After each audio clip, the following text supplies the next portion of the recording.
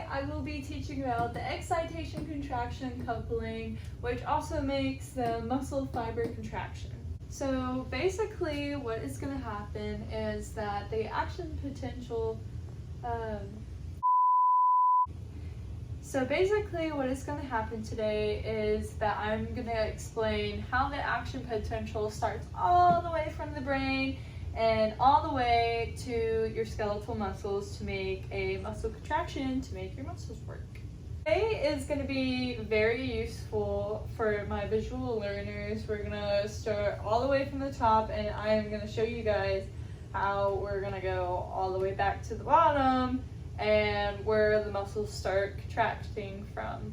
So what is going to happen today is that your action potential is going to start all the way from the brain and go into this axon terminal system, and it goes down all the way to here to the synaptic bulb. As soon as the action potential reaches to the synaptic bulb, it will then open up voltage-gated calcium channel.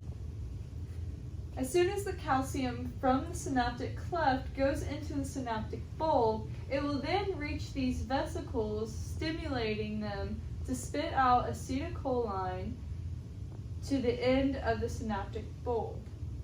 As soon as they arrive, they will be able to perform exocytosis, which will then open all of these channels up in the neuromuscular junction so that they can pass through. This will then cause a new action potential to go across the sarcolemma into the T-tubule.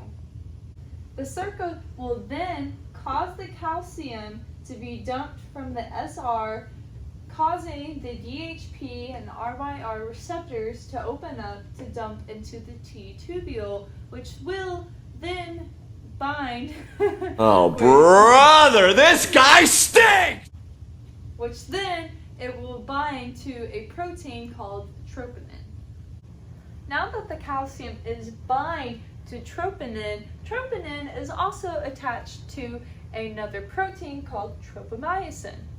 While all of this binding is happening, troponin will change structure, which then pushes tropomyosin away, so actin and myosin can reach each other, which will then create force.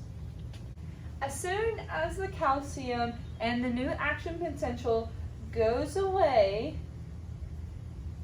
it will then cause this wall to go back into the original place, causing the muscle to relax. Okay, and our last part will be the sliding filament theory. And so the first step of this is going to be the hydrolysis of ATP, which lines up actin and myosin and attach to each other. Myosin will then pull the actin to the midline of the sarcomere. Before detachment can happen, a second myosin head has to come in and attach to the others so the previous one can detach